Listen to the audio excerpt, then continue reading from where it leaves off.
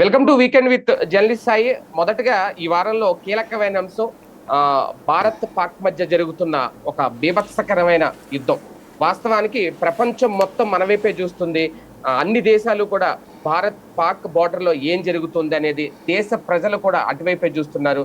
అలాగే ఆ బోర్డర్ లో ఉన్న కొన్ని జిల్లాల ప్రజలైతే మాత్రం భయభ్రాంతులకు గురవుతున్నారు. ఏ క్షణం ఏం జరుగుతుందా అనేది. ప్రపంచ దేశాల్లో కొన్ని దేశాలైతే మాత్రం ఇరు దేశాల మధ్య దేశమైనా సరే కూల్ చేసే ప్రయత్నాలు కూడా చేస్తున్నాయి. అటు అమెరికా గాని ఇటు చైనా గాని కీలక సంకేతాలు లేదంటే కీలక సూచనలు అయితే ఇస్తున్నాయి. కానీ ఎక్కడ భారత్ వెనక్కి తగ్గట్లేదు. అలాగే పాకిస్తాన్ కూడా తన కవ్వింపు చర్యల్ని, తన తోక జాడింపు చర్యలను మాత్రం ఇంకా భీకరంగానే మారుస్తుంది తప్ప వెనక్కి తగ్గే ప్రయత్నం చేయట్లేదు. ఇప్పటికే కొన్ని పాక్ యుద్ధ విమానాలు సైతం కూల్చేసింది భారత్ తో. ఇటు బిఎస్ఎఫ్ గాని ఆర్మీ గాని సైనికులు ఏమాత్రం వెనక్కి తగ్గట్లేదు. ఇలాంటి పరిస్థితుల్లో ఏం జరగబోతోంది, ఈ ఆపరేషన్ సింధూర్ ఇంకా ఎన్ని రోజులు కొనసాగబోతోంది, ఇదే గనక కంటిన్యూ అయితే దేశంలో మనం ఎలాంటి ఇబ్బందికర పరిస్థితులు ఎదుర్కొంటాం అనే చర్చ కూడా మొదలైంది. వీటన్నిటితో పాటు ఆంధ్రప్రదేశ్ రాజకీయాల గురించి, అమరావతి రాజధాని వ్యవహారం ఏం జరగబోతోంది, వీటి మీద కూడా చర్చించే ప్రయత్నం చేద్దాం ఇవాళ వీకెండ్ విత్ జర్నలిస్ట్ స్థాయిలో. సార్, ముందుగా ఆపరేషన్ సింధూర్ కొనసాగుతుందా లేదంటే ఒక యుద్ధానికి ఆల్రెడీ మనం నాంది పలికేసామా? ఆపరేషన్ సింధూర్గా చేద్దాం అనుకున్నాం, వాళ్ళు యుద్ధం వైపుకి తీసుకెళ్లారు. అంతకుమించి మరేం లేదు. బేసిక్గా భారతదేశం ఎప్పుడూ కూడా ప్రొవకేటివ్ కంట్రీ కాదు, అట్లాగే ఎక్స్పాన్షన్ కంట్రీ కాదు. ఉన్నటువంటి భూభాగాన్ని కోల్పోయింది తప్పించి కొత్త భూభాగాన్ని ఆక్రమించుకున్న అలవాటు భారతదేశానికి లేదు. భారతదేశం నుండి విడిపోయినటువంటి దేశమే పాకిస్తాన్. అది మాత్రం provocative country, at the same time విస్తరణవాద కాంక్ష ఉన్నటువంటి దేశం. అందుకని నేను బెలూచిస్తాన్ని లాక్కుంది, కాశ్మీర్లో పార్టులు లాక్కుంది, గిల్గిట్ బల్టిస్తాన్ని లాక్కుంది, ఇట్లాగా అనేక ప్రాంతాలు లాక్కున్నటువంటి చరిత్ర దానికి ఉంది. కానీ ఉన్నది కోల్పోయిన చరిత్ర భారతదేశానికి ఉంది. చైనాకు కొంత భూభాగం కోల్పోయాం, పాకిస్తాన్కి కొంత భూభాగం కోల్పోయాం. అట్లాంటి సిచ్యుయేషన్ మనకుంది. కలుస్తానని వచ్చినటువంటి నేపాల్ని, టిబెట్ని, భూటాన్ని మనం వద్దన్నాం. అది భారతదేశానికి ఉన్నటువంటి అలవాటు. అంటే విస్తరణవాద కాంక్ష తక్కువ, బాధ్యతాయుతమైనటువంటి ప్రజాస్వామ్య విధానాన్ని భారత్ అనుసరిస్తుంది. సరే, పార్టీలు ఏమున్నా, విధానాలు వేరున్నా సరే ఓ సిస్టమ్ నడుస్తూ వచ్చింది. ఇప్పుడు ప్రధానమైనటువంటి సమస్య ఎక్కడ వచ్చిందంటే, ఉగ్రవాదం అనేటటువంటి దాంతో మాత్రమే పుట్టి పెరిగి బతుకుతోంది పాకిస్తాన్. ఇప్పుడు రెండు దేశాలు ఒకేసారి పుట్టినప్పుడు పోటీ పడాలి. స్పర్ధయా వర్ధతే విద్య అంటారు. మనం స్టూడెంట్స్ ఇద్దరి మధ్యన చదువులో పోటీ పడితే ఇద్దరూ ఎదుగుతారు, అది పద్ధతి. ఇక్కడ వాడు పోటీ పడాలా? ఎట్లాగా? మనతో విద్యారంగంలో పోటీ పడాలి, మనతో వైద్య రంగంలో పోటీ పడాలి, మనతో అభివృద్ధిలో పోటీ పడాలి, మనతో వ్యాపారంలో పోటీ పడాలి. ఎందుకంటే మన దగ్గర కంటే చౌక మానవ వనరులు వాడి దగ్గర ఉన్నాయి. మన దగ్గర ఇప్పుడు ఇదివరకటితో పోల్చుకుంటే ఇప్పుడు మానవ వనరులు తగ్గున్నాయి. మన దగ్గర ఉన్నటువంటి వాళ్ళు, పని తెలిసినటువంటి వాళ్ళు అందరూ కూడా ఇతర దేశాలకు వలస వెళ్ళిపోతున్నారు. లేదంటే కనుక సొంత వ్యాపారాల వైపుకి వెళ్ళిపోయి శారీరక శ్రమ చేసేటటువంటి వాళ్ళ సంఖ్య తగ్గుతోంది వాస్తవంగా భారతదేశంలో. అదే సమయంలో పాకిస్తాన్లో 10 రూపాయలు ఇస్తే పనిచేసి పెట్టేవాళ్ళు 10 మంది ఉంటున్నారు. అట్లాంటప్పుడు దాన్ని సద్వినియోగం చేసుకుంటే ప్రపంచంలోనే అద్భుతమైనటువంటి ఫాస్టెస్ట్ గ్రోయింగ్ కంట్రీ కింద ఉంటుంది అది. కానీ వాళ్ళు అది చేయట్లేదు. ఎంతసేపటికి ఒక మతపెచ్చతో రేగాల. ఎవడైనా సరే భారతదేశం నుంచి మొక్క పడింది ఎందుకది? పాకిస్తాన్ అనేది ముస్లింల దేశం కావాలి అని అడిగి తీసుకున్నారు. గొడవ చేశారు, ఆ రోజున మర్డర్లే చేశారా, చంపారా, తెగించారు, నాశనం చేశారా, అరాచకం చేశారా. వాళ్ళ అరాచకం తట్టుకోలేక గాంధీ గారి లాంటి వాడు కూడా ఇచ్చేయడానికి ఒప్పుకున్నాడు. తీసుకున్నారు. తీసుకున్న తర్వాత చేసుకోవాల్సింది ఏంటి? తన దేశ అభివృద్ధి చూసుకోవాలా, తన సామాజిక వర్గం అభివృద్ధి చూసుకోవాలి. అది వదిలేసి వాళ్ళ పాఠ్యపుస్తకాల్లో ఏం రాస్తారు? భారతదేశానికి పాకిస్తాన్ స్వాతంత్రం ఇచ్చిందని రాస్తారు. భారతదేశం అనేటువంటిది పాకిస్తాన్లో భాగమట, మనకు వాళ్ళు వదిలిపెట్టారట ముక్క. ఇది వాళ్ళు రాసేటటువంటిది. ఆ ముక్కను కూడా తీసేసుకుంటాం మనం ఏనాటికైనా అన్నటువంటిది మన మీద ఒక నెగిటివ్ కాన్సెప్ట్ పుట్టుకతో నేర్పుతున్నారు వాళ్ళు. ఏది ఎల్కేజీ పుస్తకాల దగ్గర నుంచి వాళ్ళు నేర్పుతున్నారు. దాంతో విషపూరితంగా పుట్టినటువంటి పాములు ఏదైతే అనుక్షణం విషంతో ఎట్లా కక్కుతుంటే అట్లా కక్కుతూ వస్తున్నటువంటి పరిస్థితి. సరే, అది వదిలేసాం, మన పని మనం చేసుకుంటున్నాం. కానీ వాడు ఏం చేస్తున్నాడు? ఎప్పటికైనా భారత్ని మొక్కలు చేయాలి అన్నటువంటి ఉద్దేశంతో 1000 ఏళ్ల పోరాటం చేస్తాం, భారత్ని మతరాజ్యం చేస్తాం. వాడు మతరాజ్యం చేయడానికి ముందు వాడు ఉండాలి కదా అన్నటువంటిది ఆలోచించట్లేదు. కానీ ఇట్లాంటి వికృతమైనటువంటి మనస్తత్వంతో తీవ్రవాదుల్ని తయారు చేసి భారతదేశం మీద వదులుతూ ఉంటాడు. వదిలినటువంటి తీవ్రవాదులు అనేటువంటి విషపు పురుగుల్ని ప్రపంచం మొత్తానికి కూడా పరిచయం చేయడంతో ఆ ప్రపంచమే విరక్తి చెంది పాకిస్తాన్ని ఇవాళ ఒంటరి చేసింది. ఇవాళ మనం అబ్జర్వ్ చేస్తే ఏ దేశం కూడా పాకిస్తాన్కి సపోర్ట్ రావట్లేదు. ప్రతి ఒక్కళ్ళు కూడా ఉగ్రవాదం మీద భారతదేశం పోరు చేస్తుంది అంటున్నారు. కానీ యుద్ధం చేస్తోంది అంటలేదు మనం అబ్జర్వ్ చేస్తే కనుక. ఉమ్, ఉగ్రవాదం మీద భారత్ చేస్తున్న పోరును సమర్థిస్తున్నాం అంటున్నారు. At the same time escalate కాకుండా చూసుకోండి అన్నటువంటి ఒక సన్నాయి నొక్కుతారు. కాబట్టి ఇక్కడ భారతదేశాన్ని ఏ ఒక్కళ్ళు ఏలెత్తి చూపెట్టట్లేదు. భారత్ ప్రారంభించింది ఆపరేషన్ సింధూర్. ఏది కేవలం మన దేశాన్ని నాశనం చేయడానికి లేదా మన ప్రజలని ప్రాణాలు తీసి దర్జాగా తిరుగుతున్నటువంటి వాడు ఆ తీవ్రవాది ఇవాళ కాబట్టి రేపైనా దొరుకుతాడు. ఆఫ్టర్ ఆల్ అదొక పిల్లకాకి. అసలు పెద్దదైనటువంటి ఉండేలేది అంటే పాకిస్తాన్లో ఉన్నటువంటి ఆ తీవ్రవాద సంస్థల పుట్టుక స్థానం. దాన్ని కొట్టడం ద్వారా ఉండేలు మీదన చాచి కొట్టాము ఇప్పుడు. అది అక్కడితో ఆగిపోవాలి పాకిస్తాన్ చేత. అక్కడేమైంది, ప్రపంచానికి మనం ఒక నిజాన్ని బయటపెట్టేలా చేసాం. ఎప్పుడైతే ఆ తీవ్రవాదుల శవాల్ని మోసుకెళ్ళింది పాకిస్తాన్ సైన్యం అయ్యిందో, అక్కడ సైన్యం వేరు తీవ్రవాదులు వేరు కాదు అనేది ప్రపంచానికి అర్థమైపోయింది. అదొక రోగ్ కంట్రీ అని ఇంతవరకు మనం చెప్తే నమ్మనటువంటి వాడు కూడా నిన్నటితో నమ్మేశాడు. అర్థమైపోయింది.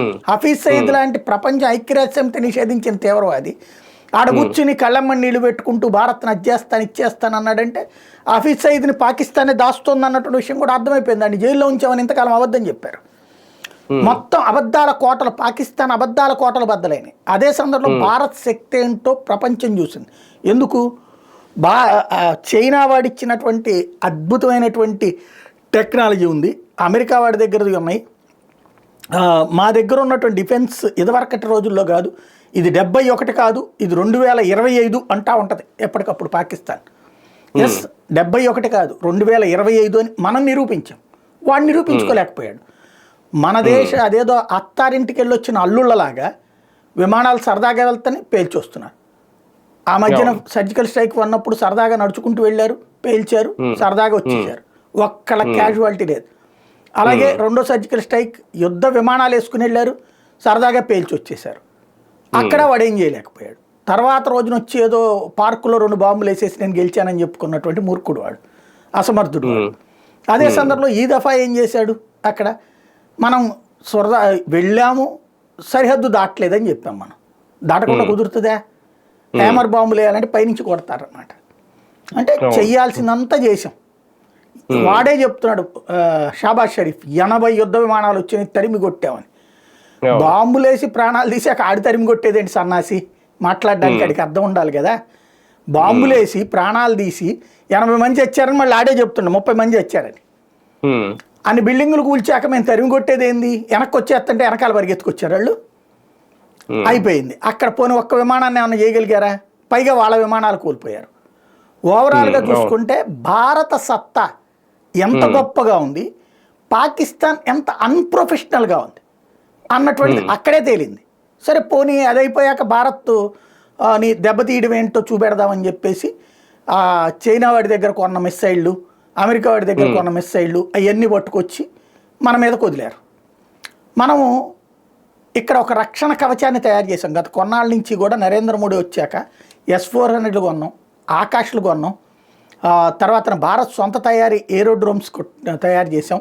అట్లాగే ఇజ్రాయెల్ దగ్గర నుంచి తెచ్చినే పెట్టాం. ఇవన్నీ 3 లేయర్స్గా పెట్టాం. మనమేమో వాడి లోపలికి మిస్సైళ్ళు పంపించాం, డ్రోన్లు పంపించాం, పేల్చగలిగాం, కోల్చగలిగాం, నాశనం చేయగలిగాం. వాడు ఒక్క దాని మీదకి రాలేకపోయాడు.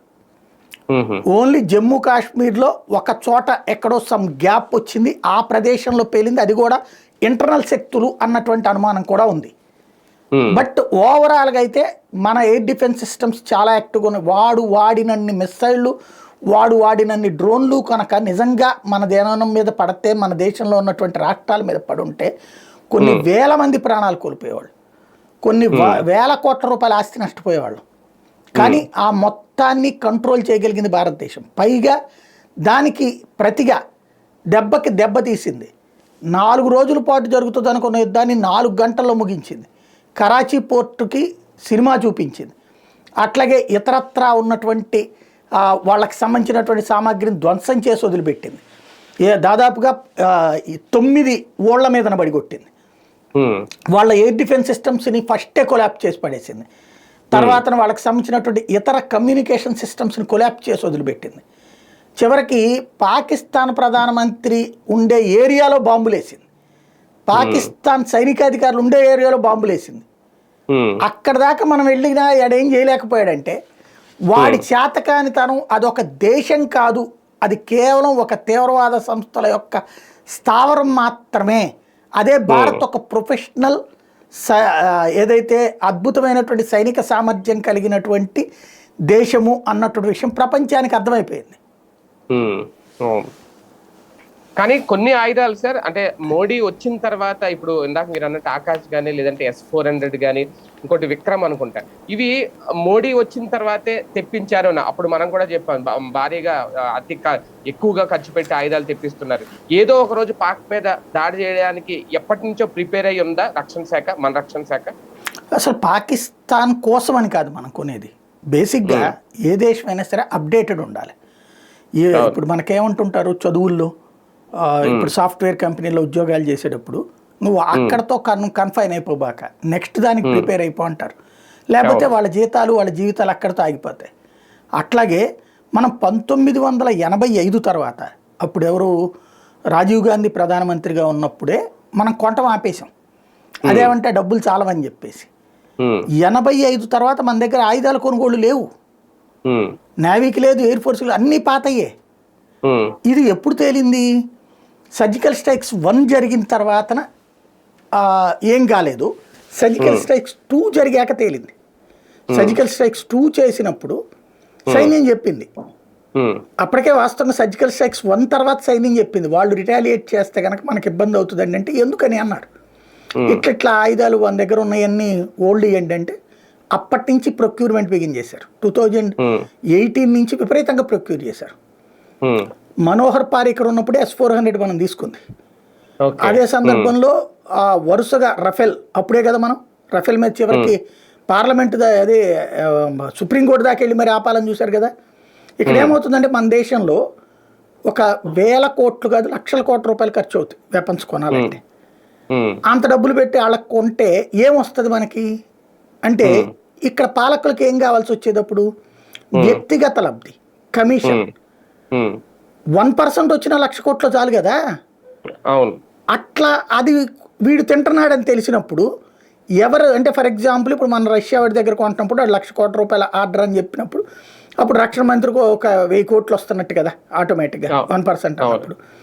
ఇదే పార్టీలో ఉన్నటువంటి ఇంకొకటికి అక్కడ అంటే ఈ రష్యా వాడి దగ్గర నుంచి కొంటున్నాడు కాబట్టి అమెరికాకి సంబంధించిన కంపెనీ వాడు ఇదిగో వీడు ఎంత తినేస్తున్నాడు అని చెప్పి చెప్తాడు. మరి దీన్ని ఎట్టాపాలంటే అది వేస్ట్ అని చెప్పేసి అమెరికా కంపెనీ వాడు ఏదో 4 కాగితాలు రాసిస్తాడు, వీడు అది పుచ్చుకుని రచ్చరచ్చ చేసేస్తాడు. దాంతో అది కొనం మనం. అట్లాగా వీళ్ళల్లో వీళ్ళు లంచాల కోసం కొట్టుకు సస్తా కొండం మానేశారు. 85 తర్వాత ఈ ఒక్క వెపను కొనలేదన్న విషయాన్ని రఫేల్ యుద్ధ విమానాలకు సంబంధించి సుప్రీంకోర్టులో కేసు జరిగినప్పుడు ప్రభుత్వం అధికారికంగా చెప్పింది, ఎవరు సైన్యం చెప్పింది. ఎందుకు రఫేల్ అర్జెంట్ కొనాల్సి వచ్చింది ఇన్ని అని అడిగినప్పుడు 85 తర్వాత మన దగ్గర యుద్ధ విమానాలు లేవు అప్డేటెడ్ అని చెప్పింది. సుప్రీంకోర్టు బెత్తరపోయింది. మీరు ఆ రఫేల్ జడ్జిమెంట్లో ఉంటుంది ఆ మొక్క. 1985 తర్వాత అసలు మనం వెపన్స్ కొనకపోవడం అంటే అసలు అది ప్రభుత్వపు యొక్క ఇది, దీంట్లో మనం జోక్యం చేసుకోవాల్సిన అవసరం లేదని సుప్రీంకోర్టు తేల్చి చెప్పింది. ఇందులో కరప్షన్ ఛాయిస్ లేదని తేల్చి చెప్పింది. అట్లా రాబట్టినే కదా ఇప్పుడు రఫేల్ నిన్న మన సాధారణంగా ఏంటి యుద్ధ విమానం వాడి మీదకి వెళ్ళి కొట్టాలి. రఫేల్ స్పెషాలిటీ ఏంటంటే మన సరిహద్దులో నుంచి కొడుతుంది. అది అంటే మనం ఎస్కలేట్ చేయలా, మనం వాడి భూభాగం దాట్లా, ఇక్కడి నుంచి కొట్టాం. అదే వాడు మన భూభాగానికి దగ్గరకు వస్తే లేపేశాం. JF-17 లాంటి దాన్ని ఆకాశ క్షేపణితో లేపేశాం, F-16 లాంటి దాన్ని ఆకాశతో లేపేశాం. అంటే మన దగ్గర శక్తి ఎక్కువ ఉంది. ఇది ఏది అప్పుడే మోడీ చేసిన స్టైల్ ఏంటంటే, ఒకటి అంతర్జాతీయంగా వాళ్ళు ఏడవకుండా, ప్లస్ వాళ్ళ దగ్గర పవర్ఫుల్ వెపన్స్ ఏమో ఉన్నాయో అవి కొంటున్నాం. అదే సందర్భంలో భారతదేశపు భౌగోళిక స్వరూపానికి అవసరమైనటువంటి కొంటున్నాం. ఇప్పుడు JF-17 ఎందుకు ఫెయిల్ అయిందంటే ఈ ఖండపు భౌగోళిక స్వరూపానికి సంబంధించినవి కాదు అవి. చైనా వాడికి పనికి వస్తాయి, మనకి పనికిరావు. అదే సందర్భంలో పాకిస్తాన్కి పనికిరావు. వాళ్ళది అదేది దాని పేరేంటి నేపాల్, అవి కొని వేస్ట్ అని చెప్పింది ప్రపంచానికి. అయినా వెనిసావకుండా పాకిస్తాన్ వాడు కొన్నాడు. ఇప్పుడు అది వేస్ట్ అయినాయి కదా. అదే మనం F-16 అమ్ముతానన్నది అమెరికా, మన భౌగోళిక స్వరూపానికి పనికిరాదని చెప్పాం. F-35 అమ్ముతానంది, అది మన భౌగోళిక స్వరూపానికి పనికిరావు, మాకు మా కోరిక మేరకు మా అవసరాల మేరకు మీరు అప్డేట్ చేసిస్తారంటే అబ్బెబ్బే అట్ట కుదరదు, అయితే మూసుకోండి రా అని చెప్పాం. వద్దని చెప్పి మనం ఏం చేసాం, మనకు కావాల్సిన రఫేల్ని మనకు కావలసినటువంటి మన భౌగోళిక స్వరూపానికి అనువుగా కొన్ని మార్పులు చేయించుకున్నాం.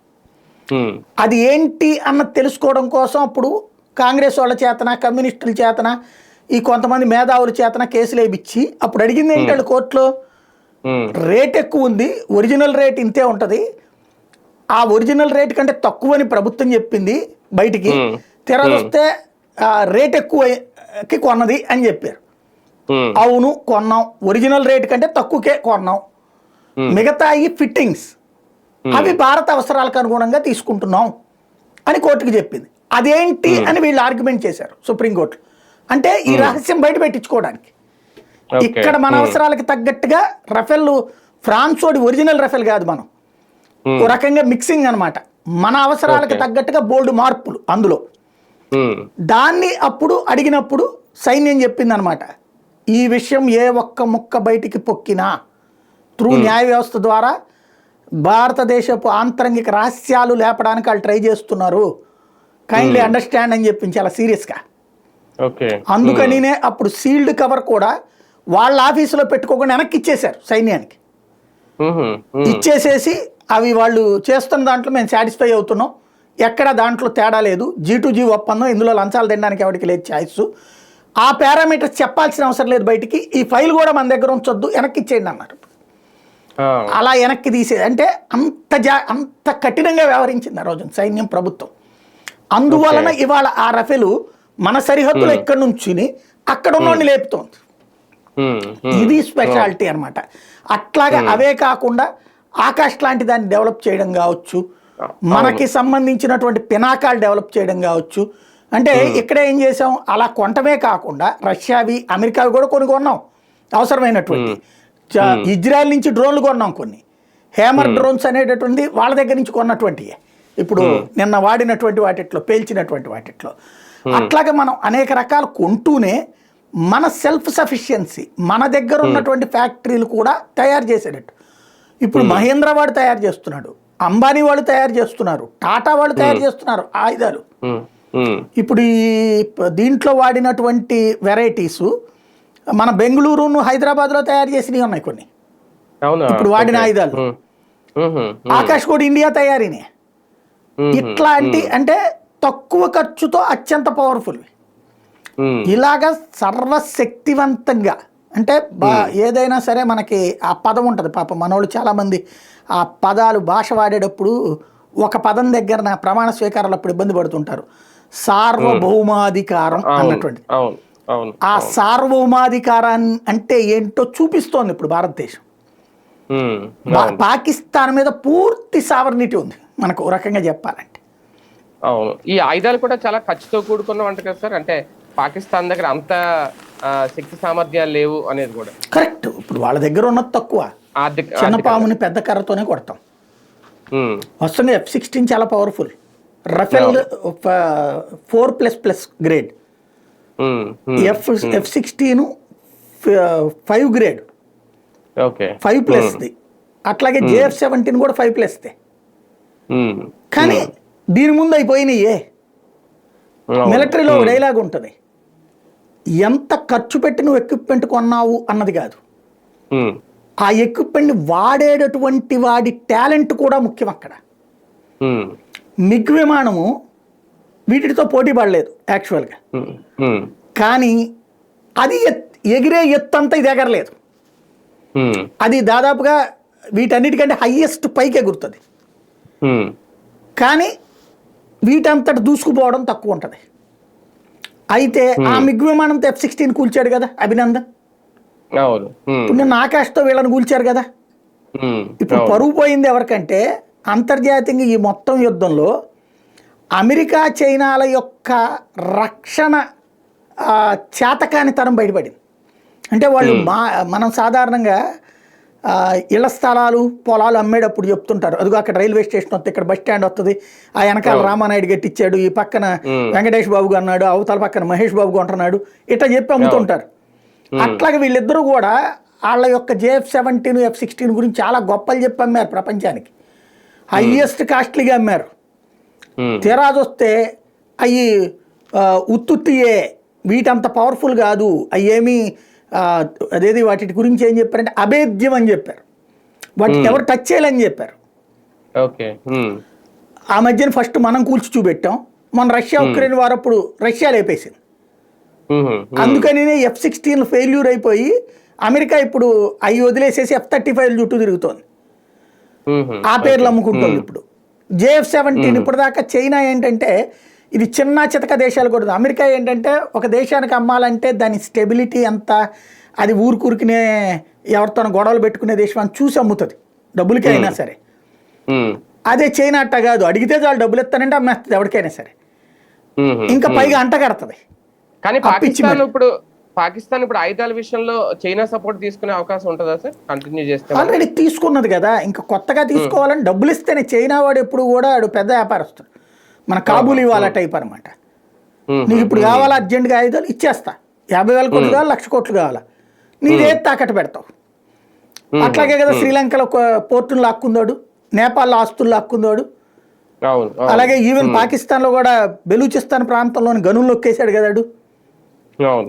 అమెరికా వాడు కనుక ఉక్రెయిన్కి డబ్బులు ఇచ్చి అక్కడున్న సహజ వనరులన్నీ నొక్కేశాడు కదా, వీళ్ళు ఒరిజినల్ కాబూలే వాళ్ళు. అట్లాగా మళ్ళీ ఇక్కడ ఏదో ఒకటి తాకట్టు పెట్టాలి పాకిస్తాన్, అది తేడా. కానీ ఈ యుద్ధం చూసినప్పుడు పాకిస్తాన్ కి మద్దతు ఇచ్చే దేశాలు ఇప్పుడు వెనక్కి తగ్గే అవకాశం ఉంటుందా? ఎందుకంటే నిన్న ఉగ్రవాదులకి అధికారిక లాంఛనాలతో అంత్యక్రియలు చేశారట. ఇలాంటివి చూసినప్పుడు మిగిలిన దేశాలు లేదంటే అమెరికా కానీ ఏం చెప్తాయి? వరల్డ్ విషయంలో ఒక రోగ్ టాక్టిక్స్ ఉంది. మనకి కష్టం వచ్చినప్పుడే ఎదురోడు తీవ్రవాది, మనకు అవసరమైనప్పుడు తీవ్రవాది కూడా మనోడే. పాకిస్తాన్ తీవ్రవాద దేశం ఎందుకయింది? పాకిస్తాన్లో స్వార్థం ఎక్కువ. తము బ్రతకాలని కోరుకునే సైనికాధికారులు, తము దర్జాగా బ్రతకాలని కోరుకునే ISI, తము దర్జాగా బ్రతకాలనుకునేటటువంటి తీవ్రవాద ముఠాలు, ఈ ముగ్గురు కలిసి ప్రజలు దర్జాగా బ్రతకాలని కోరుకునేటటువంటి రాజకీయ నాయకత్వం మీద ఆధిపత్యం చెలాయిస్తుంటాయి. ఎవడైతే పవర్ఫుల్గా తయారయ్యే రాజకీయ నాయకుడిని దొంగని చేసి చూపెట్టి ప్రపంచం ముందుకి వాళ్ళని తీసుకెళ్లి జైళ్ళల్లో పెట్టి లేకపోతే దేశం వదిలి పారిపోయేలా చేసి రోగ్స్ ఆధిపత్యం చెలాయించేటటువంటి దేశం అది. ఓ రకంగా చెప్పాలంటే నీచుల పరిపాలనలో ఉంటుంది ఎప్పటికీ కూడా. ఈ నీచులు వాళ్ళ స్వార్థం తప్పించి ఇంకేం చూసుకోరు.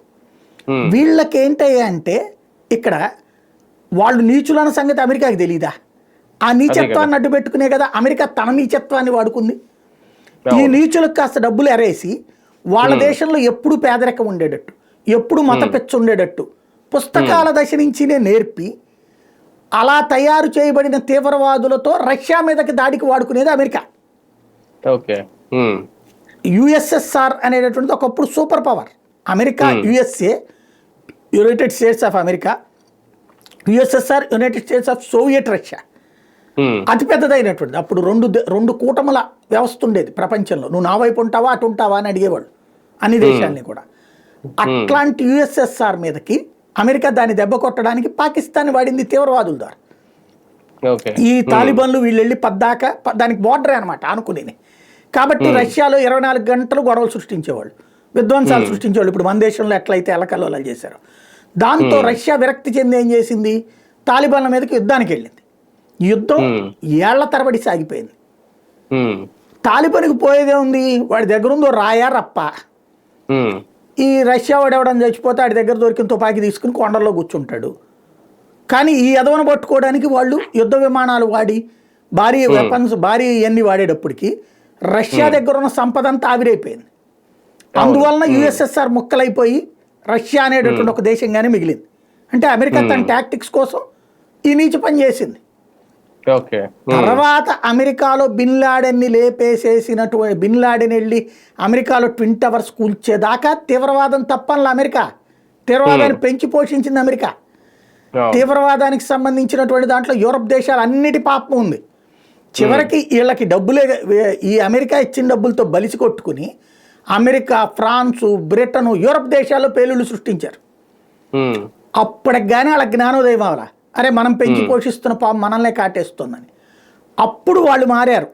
అప్పుడు ఏం చేశారు, బిన్ లాడెన్ని లేపేశారు. వాడి శవాన్ని కూడా ఇవ్వాల, తీసుకెళ్లి సముద్రంలో పారేశారు. ఎందుకని? ఆ శవాన్ని ఇస్తే తీసుకెళ్లి ఎక్కడో చోట పాతి అదో పెద్ద పవిత్ర స్థలం కింద చూపెడతారు రేపు పొద్దున భవిష్యత్తులో. అందుకని శవాన్ని తీసుకెళ్లి మొసళ్ళకేశారనమాట.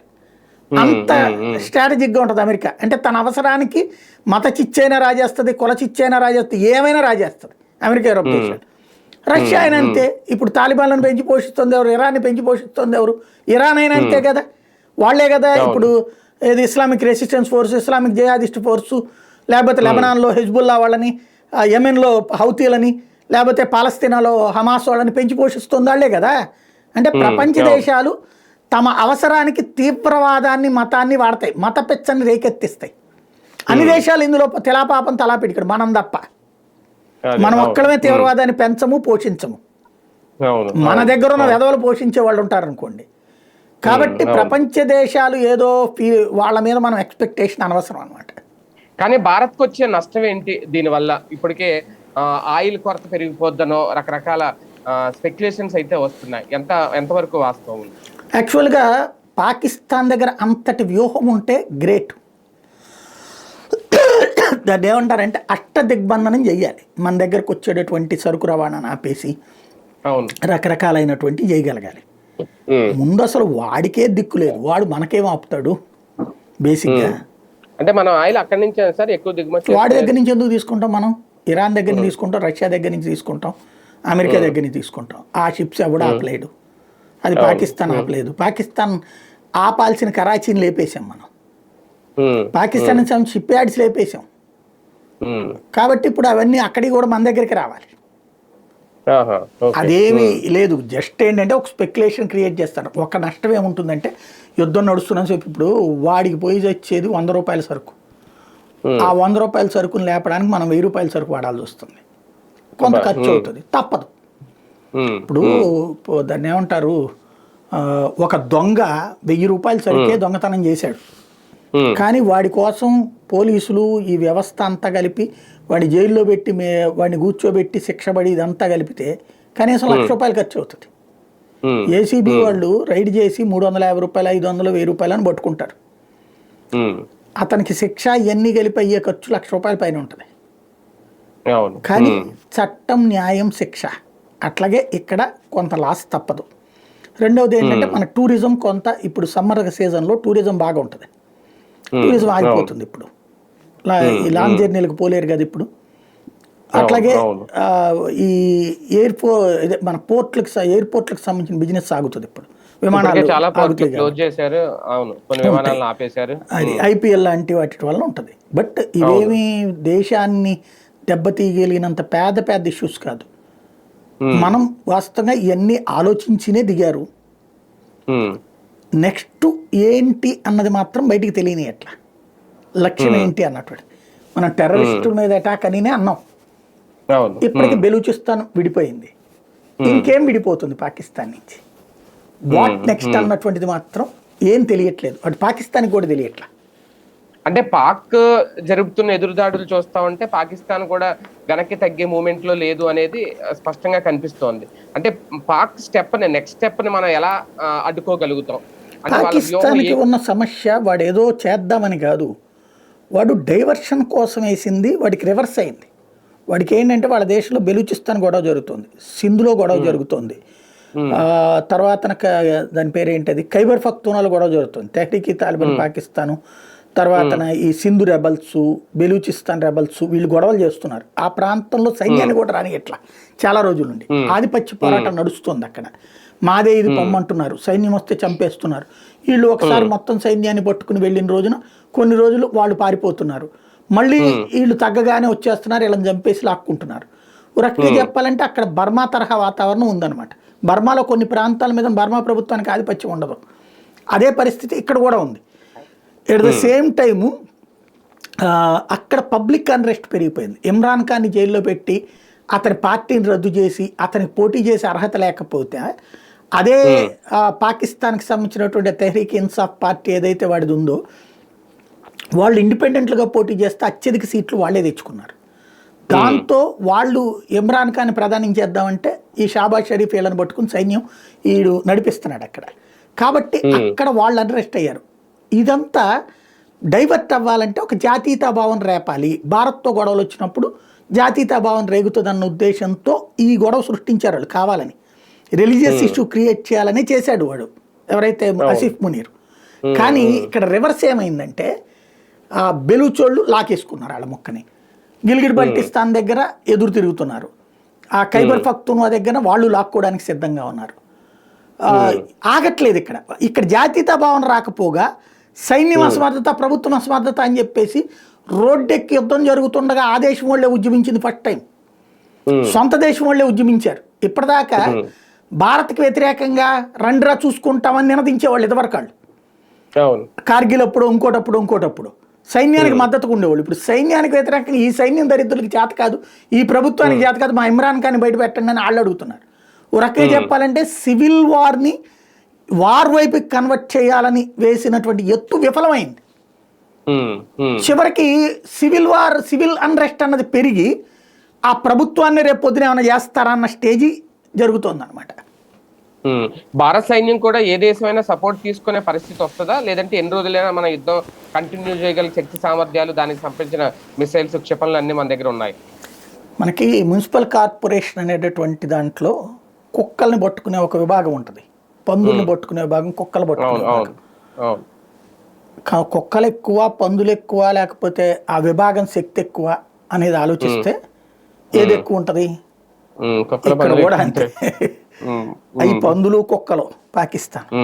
దాన్ని పట్టుకునేటటువంటి వాళ్ళు మనుషులు తక్కువ ఉంటారు, అవసరం లేదు, ఒక ఎలక్ట్రిక్ బ్యాట్ కొడితే అయిపోద్ది, అది ఇంజక్షన్ పెడితే సచ్చూరుకుంటది.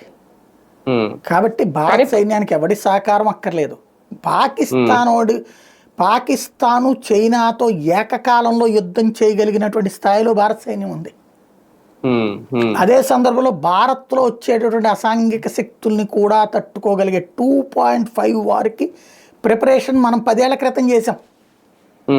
కాబట్టి 2.5 బిపిన్ రావత్ చెప్పింది అదే, వీఆర్ రెడీ ఫర్ 2.5 వార్ అన్నాడు ఆయన.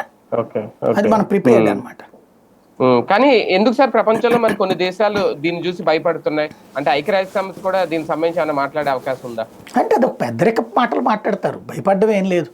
ఎస్కలేషన్ వద్దు, పెద్దరికంగా ఉండండి అయ్యా, ఎదురు కలిసి ఉండండి అయ్యా. మనకు అన్న తమ్ముల ఆస్తి గొడవలు, అక్క చెల్లెల ఆస్తి గొడవలు వచ్చినప్పుడు చెప్తుంటారు చూడండి, అట్లా మాట్లాడుతుంటారు, మనం వింటుంటాం అట్లాగా. అలాగేనబ్బా, కాకపోతే ఆడు మంచోడు కాదబ్బా తమ్ముడు అని చెప్తుంటాం మనం, అంతే. అంటే ఉగ్రవాద దేశం అని తెలిసి కూడా ఎందుకు చర్చలు జరుపుకోండి, సామరస్యంగా ఉండండి అనే కామన్ గా చెప్పాలి. ఇద్దరు అన్న తమ్ములు కొట్టుకుంటున్నారని చెప్పి వాళ్ళలో ఒకటి తప్పు చేస్తున్నాడని తెలిసి ఊరుకుంటారా? లేదు లేదా గొడవ పడబాకండి, ఎవరొకళ్ళు తగ్గండి అని చెప్తుంటారు. ఇది పెద్ద రకంగా అనిపించుకోవడానికి అంతే. అంటే ఉగ్రవాదతో ఎప్పటికైనా ప్రమాదమే కదా, ఏ దేశానికైనా ప్రమాదమే కదా. అంటే వాళ్ళు కూడా పెంచి పోషించిన వాళ్ళలో ఒకళ్ళు కదా, తమ అవసరాలకు కొన్నిసార్లు వాడుకున్నారు కదా, మళ్ళీ రేపు ఎప్పుడైనా పనికొస్తారేమో అనుకుంటుండొచ్చు. ఇప్పుడు రష్యా మన ఉగ్రవాదుల్ని వాడుకుంది యుద్ధంలో, ఉక్రెయిన్ చంపడానికి. వాళ్ళు చెచెన్ రెబల్స్ అని వాడారు. చెచెన్ రెబల్స్ అంటే టెర్రరిస్టులు అనమాట వాళ్ళు, అట్లా ఉంటాయి అన్నమాట. భారతదేశ పౌరులు ఈ సందర్భంలో భయపడాల్సిన పరిస్థితి ఏమన్నా ఉందా సార్? లేదు, అప్రమత్తంగానే ఉన్నాం రాష్ట్రాలు అలాగే కేంద్ర ప్రభుత్వం కూడా అని అనుకోవచ్చు. సరిహద్దుల్లో భయపడాలి, ఎందుకంటే ఏ క్షణంలో ఎటు నుంచి ఏది పడుతుందో తెలియదు, జాగ్రత్తగా ఉండాలి. మిగతా ప్రాంతాల్లో భయపడాల్సిన అవసరం లేదు, కాకపోతే ఒక్క దాంట్లో జాగ్రత్తగా ఉండాలి. మన మధ్యలో విష పురుగులు ఉంటాయి, వాటి విషయంలో జాగ్రత్తగా ఉండాలి. అంటే వాటిని కూడా ఏరి పారేయలేరా ఇదే సందర్భంలో? జనాలు ఏరేయాలి, సైన్యం వచ్చి ఏరలేదు కదా. అది ఇప్పుడు హైదరాబాద్ ఇలాంటి ప్రాంతాల్లో ఖచ్చితంగా ఆ థ్రెట్ అయితే కంట్రోల్లోనే ఉంది. ఇది ఎక్స్పాండ్ అయ్యే కొద్దీ ఆ శక్తులు బయటకు వస్తాయి. యాక్చువల్గా నిన్న ISI స్లీపర్ సెల్స్ అందరినీ రోడ్డు మీదకి వచ్చేమంది. జమ్మూలో జరిగిన పేలుడు స్లీపర్ సెల్లు చేసిందేనట. దేశవ్యాప్తంగా మిగతా చోట్ల ధైర్యం చేయలేదు. చేశారు అంటే గనక అప్పుడు దేశంలో మొత్తం అందరూ కొడతారు. ఇక మొన్న జరిగిన రష్యా తరహాలో ఏమన్నా ఇప్పుడు ఇది కంటిన్యూ అవుతుంది సార్ ఎక్కువ రోజులు? అంత ఏముండదా? అంటే రష్యాతో ఉక్రెయిన్ గొడవకి కారణం ఏంటంటే ఉక్రెయిన్ వెనకాల యూరప్ సమాజం మొత్తం ఉంది, యూరప్ దేశాలన్నీ ఉన్నాయి. లక్షల కోట్ల రూపాయలు పోసారు వాళ్ళు. ఇప్పుడు మన వెనకాల పాకిస్తాన్ వెనకాల వాళ్ళు ఎవరు లేరు. చైనా, టర్కీ లాంటి వాళ్ళు ఊరకనే మౌఖిక మద్దతు అనమాట. అమలవాడి పాకిస్తాన్ వెనకాల మేము ఉంటాం, కాకపోతే భారత్తో గొడవలు పెట్టుకోబాకని చెప్తుంటుంటారు. కాబట్టి ఆ స్థాయి ఎస్కలేషన్ ఉండదు, ఇది ఎక్కువ రోజులు అయితే ఉండదు. ఉండదు. ఎక్కువ రోజులు కొనసాగించే ఆలోచన కూడా భారత్ కూడా ఉండదేమో. అంతే, వాడు పాకిస్తాన్ వాడి చేతిలో ఉంది. ఇప్పుడు ఏంటంటే వాడు యుద్ధం డ్రాప్ అంటే కనుక పాకిస్తాన్లో ప్రభుత్వం కూలిపోద్ది. ఎప్పుడైనా మీరు చూడండి, యుద్ధం ముగిసిన ప్రతిసారి పాకిస్తాన్లో ప్రభుత్వాలు కూలిపోయినాయి. అప్పుడు నవాజ్ షరీఫ్ని దించి, అప్పుడు నవాజ్ షరీఫ్ని ముందు అప్పుడు ఫస్ట్ చేసింది నవాజ్ షరీఫ్ కార్గిల్ యుద్ధం, వాడే ఆ పెంట పెట్టింది. చివరికి మనం వెళ్ళి అటాక్ చేశాక ఏం చేశాడు నవాజ్ షరీఫ్, ఇదే ముషారఫ్ చేసింది ఆ రోజున అరాచకం. ముషారఫ్ చేసిన దరిద్రానికి మనం వరుస పెట్టి యుద్ధం చేసి వాళ్ళని లేపేస్తుండేటప్పటికి నవాజ్ షరీఫ్ ద్వారా చర్చలు పెట్టించాడు. నవాజ్ షరీఫ్ కంట్రోల్ చేశాడు, అయ్యా నాకు తెలియకుండా ముషారఫ్ చేశాడు ఈ దరిద్రం అని చెప్పేసి. సీన్ కట్ చేస్తే ఆ ముషారఫ్ నవాజ్ షరీఫ్ని పక్కకు పెట్టేసి జైల్లో పెట్టేసి ఈడు అధ్యక్షుడు అయిపోయాడు. ఇప్పుడు కూడా ఆసిఫ్ మునీర్ అధ్యక్షుడు అవ్వడం కోసం, ప్రధానమంత్రి అవ్వడం కోసం ఇతన్ని లేపేస్తానికి చూస్తున్నాడు అన్నటువంటిది ఒక ఆస్పెక్ట్ ఉంది.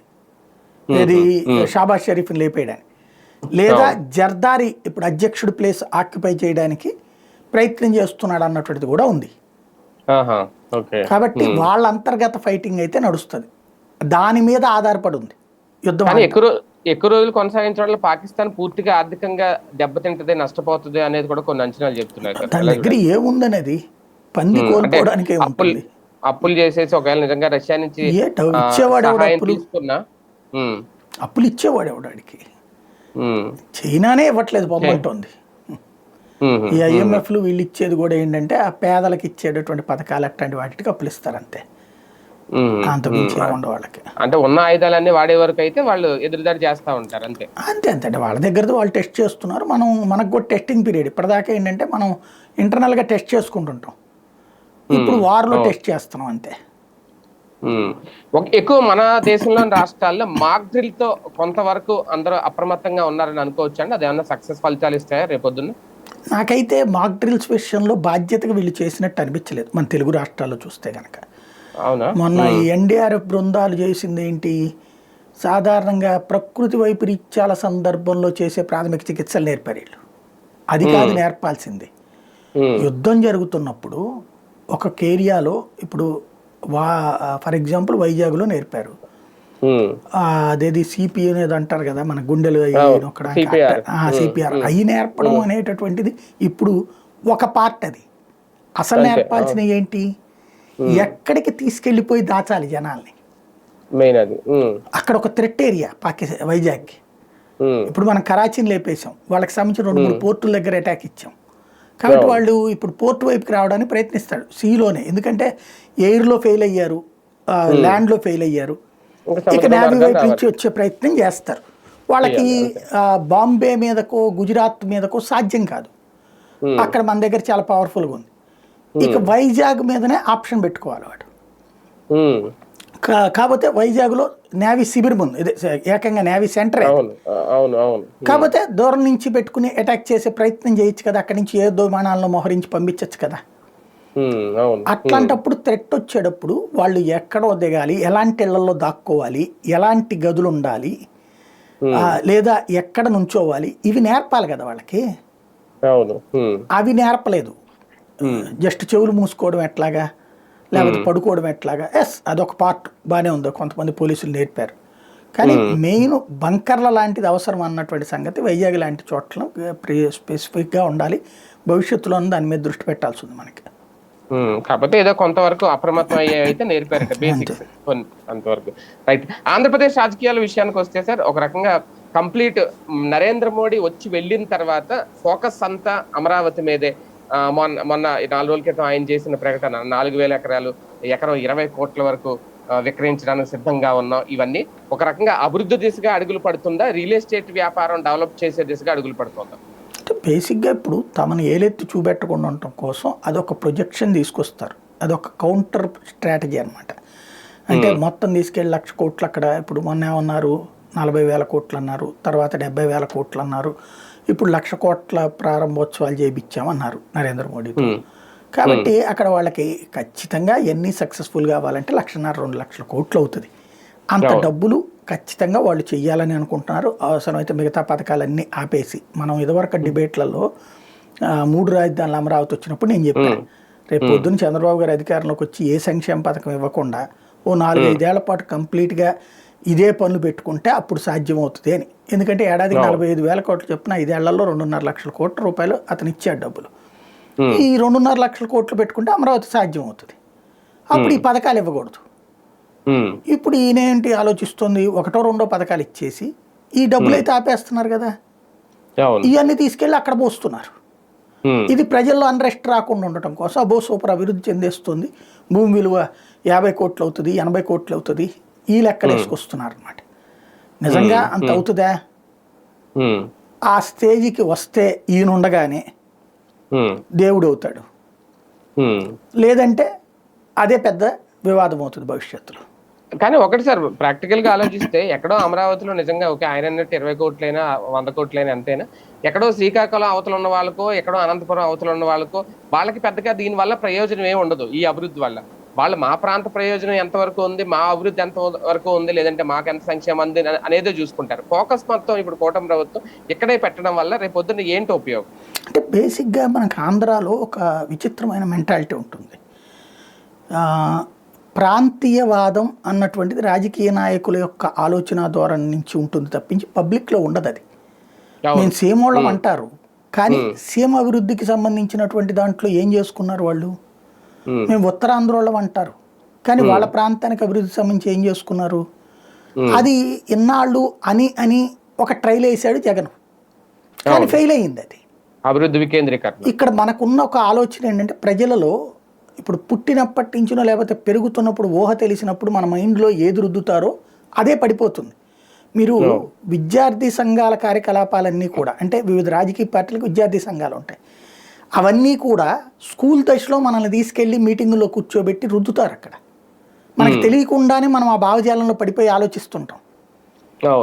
అట్లాగా మనకు గత 40 ఏళ్ల క్రితం కదా ఈ పార్టీ తెలుగుదేశం. వీళ్ళు ఒక సైకలాజికల్గా మనకు ఒక అలవాటు ఏం చేశారంటే, ఓ చోట ఉంటే ఒక 50-60 వేల కోట్ల డబ్బులు వస్తాయి అబ్బా, హైదరాబాద్లో అట్టాగే సంపాదించారు, అదే పోషిస్తుంది, ఇలాగే తీసుకొచ్చారు. కానీ గుజరాత్ అన్ని ప్రాంతాల అభివృద్ధి ఉంది, తమిళనాడు అన్ని ప్రాంతాల అభివృద్ధి ఉంది, కర్ణాటక అన్ని ప్రాంతాల అభివృద్ధి దిశగా వెళ్తోంది. కర్ణాటక కూడా మనలాగానే బెంగళూరు బేస్డ్ డెవలప్మెంటే నడిచింది.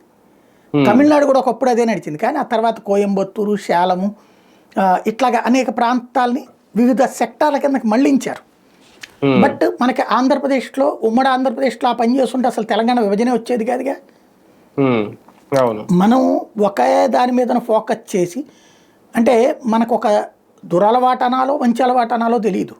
మనకు మన ఊరు నచ్చదు, మన సందు నచ్చదు, మన ఊళ్ళో అబ్బాయికి అమ్మాయిని ఇవ్వడం నచ్చదు, మన ఊళ్ళో అమ్మాయికి అబ్బాయిని ఇవ్వడం నచ్చదు. మన ఊరు అబ్బాయిని తీసుకెళ్ళి హైదరాబాద్లో ఉన్నోడైతే గొప్ప, మన ఊరోడైనా హైదరాబాద్లో ఉంటేనే ఇస్తాం, మన ఊరైనా బెంగళూరు లేకపోతే చెన్నైలోనో ఉంటున్నాడంటే ఇస్తాం. మనకి అంటే మేము మా తాతల నుంచి ఏడాసి వచ్చామండి, మా బిడ్డలన్న కాస్త వేరే ప్రపంచం చూస్తారనే ఒక మెంటాలిటీ. ఇక్కడ 10,000 రూపాయలు అక్కడ 50,000తో సమానం అనేటటువంటి ఆలోచన వీళ్ళకి రాదు. ఇంకోటి మన కళ్ళ ఎదురుగుండా బిడ్డలు ఉంటారే అన్న ఆలోచన రాదు. మన పెద్దోళ్ళు మన కళ్ళ ఎదురుగుండా పిల్లలు ఉంటారన్న ఉద్దేశంతోనే చుట్టుపక్కల ఇచ్చేవాడు సంబంధాలు. కానీ ఇప్పుడు అమెరికాలో మన బిడ్డలు ఉండాలి, వాట్సాప్లో వీడియో తీస్తూ మన అంత్యక్రియలు చూడాలి, ఈ స్టేజీ గొప్పగా ఫీల్ అవుతున్నటువంటి తరం మనం. కాబట్టి ఇప్పుడు మనకి అట్లాంటి ఒక బెంగళూరు లాగానో హైదరాబాద్ లాగానో చెన్నై లాగానో ఉండాలి, మా ఊరు బాగుపడకపోయినా పర్లేదు అనేటటువంటి ఒక ఆలోచన. మన ఊర్లో రోడ్డు ఎత్తే చాలు, అమరావతి సెట్ అయితే బాగుంటుంది, హైదరాబాద్ లాగా ఉంటే బాగుంటుంది. ఈ ఫీలింగ్ వాస్తవంగా చెప్పాలంటే 100కి 70-80% ఉంది ఆంధ్రాలో. అదే చంద్రబాబు గారికి ఫెర్చింగ్, అదే జగన్మోహన్ రెడ్డికి మైనస్. మోడీ వచ్చి వెళ్ళిన తర్వాత ఒక రకంగా బాబు గారి శక్తి సామర్థ్యాలు ఏంటి అనేది ఆయన నోటి నుంచి చెప్పి వెళ్ళిన తర్వాత రైతుల్లోనూ ప్రజల్లో ఒక నమ్మకం పెరిగిందా? ఆ 44,000 ఎకరాలు అనేది ఇప్పుడు చాలా సింపుల్ గా సేకరించేయచ్చా? వాళ్ళు ఎవరు ఇంకా అమ్మట్లేదు కదా అక్కడ. బేసిక్గా దానికి దీనికి ఏం సంబంధం లేదు. కాకపోతే ఏంటంటే ఓ భరోసా ఇప్పించే ప్రయత్నం చేశారు. దాంతోపాటుగా నేను అమరావతి మీద ఒక తీర్మానం చేశారు. మనం మొన్న మాట్లాడుకున్నాం, విభజన చట్టంలో అమరావతి లేదు, దాన్ని ఆ చట్ట ప్రకారం యాడ్ చేయాలనేది. అది ఇప్పుడు చేయమని చెప్పి తీర్మానం చేసి కేంద్రానికి పంపించారు. ఇప్పుడు ఆ పని చేస్తున్నారు కాబట్టి ఇవ్వచ్చు వీళ్ళు స్థలాలు. కాకపోతే అంత డబ్బులు వస్తాయా లేదా అంటే ప్రస్తుతానికైతే కొనేవాళ్ళు లేరు. భవిష్యత్తులో ఏమైనా కొంటారేమో చూడాలి. ఉమ్, ఉమ్. కానీ అంటే రైతులు సిద్ధంగా లేకపోతే ఇంకా నెక్స్ట్ భూ సమీకరణకి ఏమైనా దిగుతారా సార్? జరుగుతుందా 44,000 ఎకరాలు సేకరించడానికి? చేసేస్తారండి వీళ్ళు, ఇవ్వకపోతే వాళ్ళ చేతిలో భయపెట్టి ఇచ్చేస్తారా? ఎలాగ అంటే ప్రేమగా తీసుకుంటున్నట్టు చెప్పి ఎలా భయపెట్టాలో వాళ్ళకి తెలుసు. ఇంత ముందు కూడా తీసుకోగలిగారు వాళ్ళు. ప్రేమతో ఇచ్చినటువంటి వాళ్ళు 30%, భయంతో ఇచ్చినటువంటి వాళ్ళు 40%, కన్ఫ్యూజన్తో ఇచ్చినటువంటి వాళ్ళు మిగతా శాతం. అప్పుడు కూడా మీరు గుర్తు తెచ్చుకుంటే అప్పుడు బయటకు వచ్చి కొంతమంది మాట్లాడారు కూడా. ఆ తర్వాత వాళ్ళే మళ్ళీ ఉద్యమించారు, మా ప్రాంతం బాగోట్లేదు, నాశనం చేస్తున్నాడు జగన్.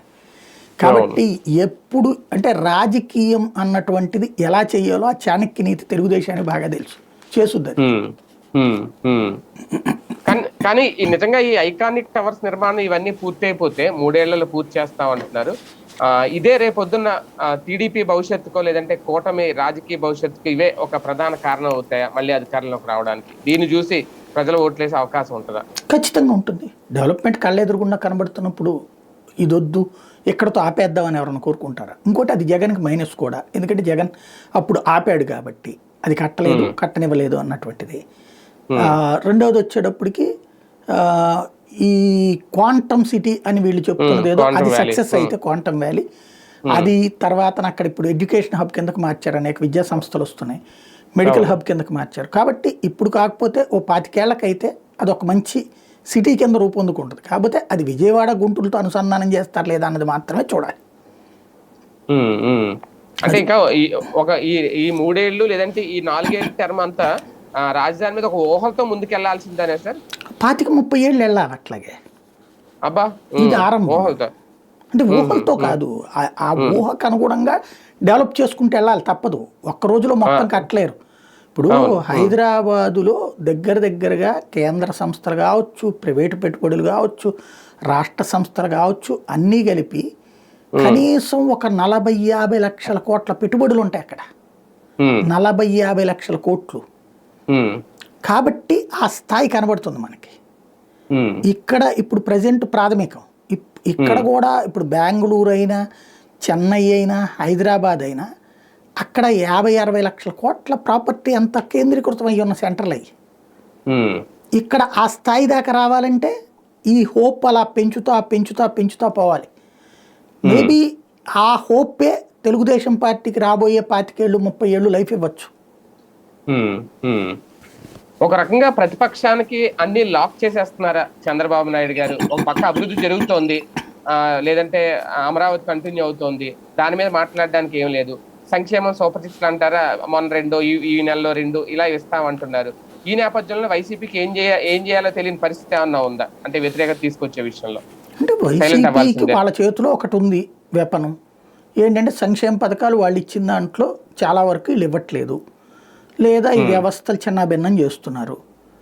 ఇది జనంలో చర్చ జరగాలి, భవిష్యత్తులో అదే మనకు అధికారం తెస్తుంది అన్నటువంటి నమ్మకంతో వెళ్ళాలి వాళ్ళు కూడా. ఇప్పుడు అమరావతి అన్న నమ్మకాన్ని చూపించి ఓ 25-30 ఏళ్ళు వెళ్ళాలని తెలుగుదేశం అనుకుంటుంటే, సంక్షేమం అనేటటువంటి నమ్మకం ఇప్పుడు పోయే కొద్దీ వీళ్ళు చేసే అభివృద్ధి కార్యక్రమాలు కాన్సెప్ట్ని బేస్ చేసుకుని జనంలో ఆర్థిక అవసరాలు పెరిగిపోతాయి, ఆ స్థాయిలో ఇక్కడ సంపాదన ఉండదు, అన్రెస్ట్ పెరిగిపోతుంది. ఆ అన్రెస్ట్ కారణంగా అది చంద్రబాబు ఇవ్వడం ఎట్లాగూ అది మన వైపుకి జనం మళ్ళుతారు అన్నటువంటి వీళ్ళకున్న హోప్, వీళ్ళు ఆశతో బ్రతుకుతారు.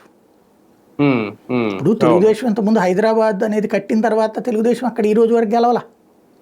ఏది వీళ్ళు చెప్పే సైబరాబాద్ కట్టిన తర్వాత ఈ రోజు వరకు తెలుగుదేశం గెలవాల.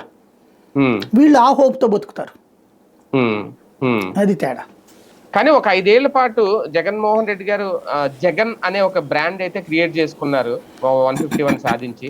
ఇప్పుడు ఆ బ్రాండ్ ఉందా, పోయిందా? లేదంటే వైసీపీ ఇప్పుడు తాజాగా జిల్లా అధ్యక్షులు నియమించడం ఇవన్నీ చూస్తే వైసీపీ అనే బ్రాండ్ తో ముందుకెళ్లాలనుకుంటున్నారా?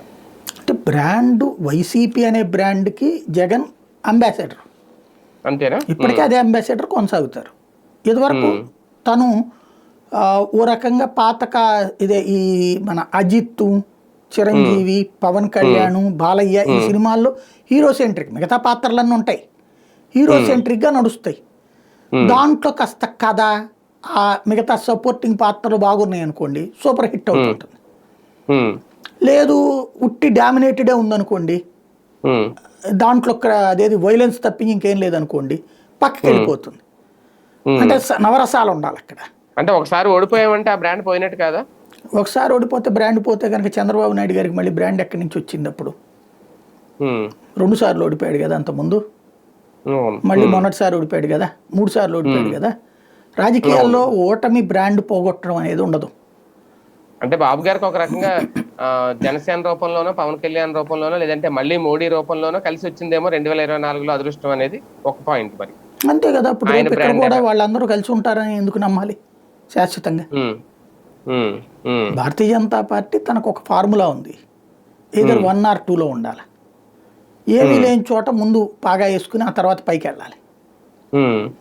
పవన్ కళ్యాణ్కి జీవితకాలం ఎవరికి అసిస్టెంట్గా ఉండాలని కోరుకుంటాడా వాళ్ళ కార్యకర్తలు కానీ వాళ్ళు? అంటే ఆయన సీఎం కావాలని ఉంటుంది కదా. అంటే వాళ్ళు 10-15 ఏళ్ళు అయితే ఫిక్స్ అయ్యారేమో, తర్వాత ఏమో ఈ ఆలోచనలు అంటే కరెక్టే, అది మాట బాగానే ఉంది. ఆయన ఫిక్స్ అయినట్టు ఆయన కార్యకర్తలు ఫీల్ అవ్వాలి కదా, కాపు సామాజిక వర్గం ఫీల్ అవ్వాలి కదా. మాకు అక్కర్లేదు పదవి రాజ్యాధికారం, మా తరాలన్నీ అయిపోయినాయి, ఇంకో తరం కూడా పోదాం అనుకుంటారు వాళ్ళు.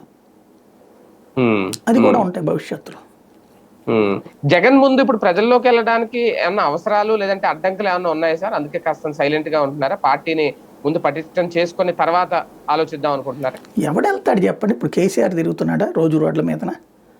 లేకపోతే ఇంతకుముందు చంద్రబాబు తిరిగాడా రోడ్ల మీదన? వీళ్ళు ఏం చేయాలి? వాళ్ళు రోజున రోడ్డు మీదకి పోతే కార్యకర్తలు వస్తే ఆ కార్యకర్తలకి తిండో మందో ట్రాన్స్పోర్టేషన్ ఏర్పాటు చేస్తే లక్షల కోట్లే. అంటే అక్కడ కేసీఆర్ తిరగకపోయినా ఆ ప్లేస్ లో కేటీఆర్, హరీష్ తిరుగుతున్నారు వాళ్ళు కూడా. ప్రెస్ మీట్లు అయ్యే కదా.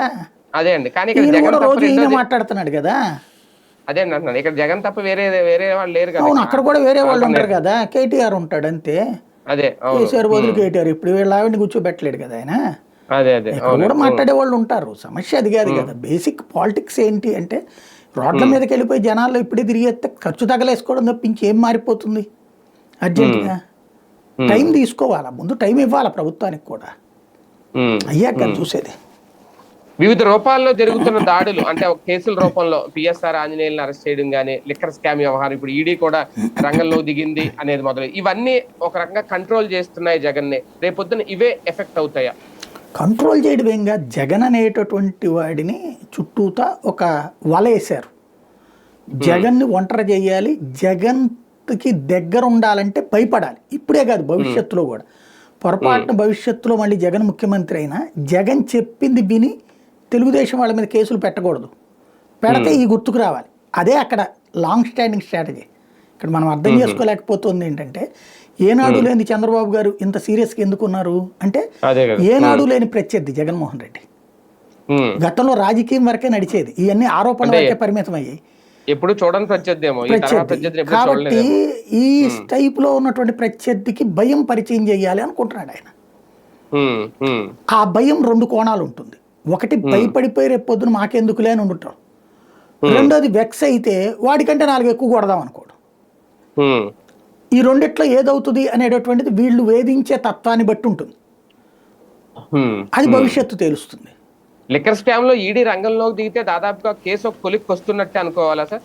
బేసిక్గా 2 రకాలు ఉంటుంది. ఇప్పుడు స్కిల్ డెవలప్మెంట్ కేసులో ఈడీ రంగంలోకి దిగింది, కానీ చంద్రబాబు జోలికి పోకుండా మిగతా వాళ్ళని అరెస్ట్ చేసింది.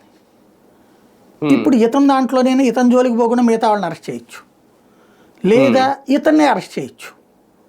వీళ్ళ కోరిక మనం సెంటర్లో పవర్లో ఉన్నాం కాబట్టి అది చేయడం అనేటటువంటిది. అదేం జరుగుద్దో చూడాలి. అంటే జగన్ ని అరెస్ట్ చేయడానికి కాదా ఇప్పుడు ఈడీ రంగంలో దిగడం? అంటే ఆ ముడుపులు ఎలా వెళ్ళినాయి, ఆస్తులు ఎక్కడున్నాయి అనేది కనుక కనిపెడితే ఖచ్చితంగా ఇవి జగన్ కి ఇచ్చారు, జగన్ వరకు వెళ్ళినాయి అనేది వీళ్ళు చెప్పారు అనేది అందులో రాశారు.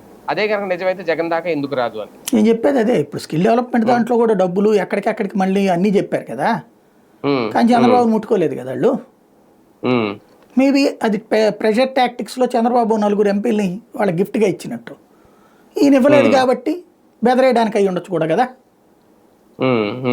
ఏదైనా సాధ్యమే కదా రాజకీయాల్లో, ఏదైనా సాధ్యం. కానీ కొన్ని రోజులు అయితే మాత్రం ఈ థ్రెట్ కంటిన్యూ చేస్తారేమో, ఒక 5 ఏళ్ళు అతని చివరి రోజు దాకా జగన్కి ఓ రకంగా చెప్పాలంటే జగన్ చుట్టూ ఉండే వాళ్ళకి ఉస్సుస్సు పోయించాలన్న లెక్కలో ఉన్నారు వీళ్ళు. భయపడాలి, రేపు ఎలక్షన్లప్పుడు జగన్ తరపున పోటీ చేయాలంటే వణకాలి అన్నది వీళ్ళ లక్ష్యం. అది తిరుగుబాటుగా మారుద్దా లేకపోతే నిజంగా భయపడి పక్కకి తప్పుకుంటారా అన్నది కాలం డిసైడ్ చేయాలి. రైట్. చూద్దాం. మొత్తానికి మెయిన్ ప్రస్తుతం భారత్ పాక్ మధ్య ఏం జరగబోతోంది, ఎలా ఉంటాయి భవిష్యత్ పరిణామాలు, ఈ ఆపరేషన్ సింధూర్ అనేది ఎప్పట్లో ముగుస్తుంది, ఈ టెన్షన్ అయితే మాత్రం అందరిలో చాలా ఉత్కంఠ అయితే రేకెత్తిస్తోంది. మొత్తం అందరి చూపు కూడా ఆ సరిహద్దులో ఏం జరుగుతోంది, ఏ ఏ సమయాన్ని ఎలాంటి వార్త వినాల్సి వస్తుంది అనేది అయితే ఆ టెన్షన్ అయితే కొనసాగుతుంది. అది అంతటి వరకు ఆగుతుందా, లేదంటే మొన్న జరిగినట్టు రష్యా వార్ లాగా కంటిన్యూ అవుతుందా, రష్యా ఉక్రెయిన్ మధ్య జరిగినట్టు ఏంటనేది కూడా వేచి చూడాలి. అలాగే ఆంధ్రప్రదేశ్ రాజకీయాల్లో కూడా కీలక నిర్ణయాలు తీసుకోబోతున్నారు ఇటు వైసీపీ అధినేత జగన్. అలాగే పూర్తిగా రాజధాని మీదే ఫోకస్ పెట్టి అమరావతి డెవలప్మెంట్ తోనే మళ్ళీ అధికారంలోకి రావాలనుకుంటూ చంద్రబాబు నాయుడు గారు నడుపుతున్న వ్యూహాలు ఎంతవరకు సక్సెస్ అవుతాయి, ఇవన్నీ వేచి చూడాల్సిన అంశాలు. ఇది వాళ్ళ వీకెండ్ విత్ జర్నలిస్ట్.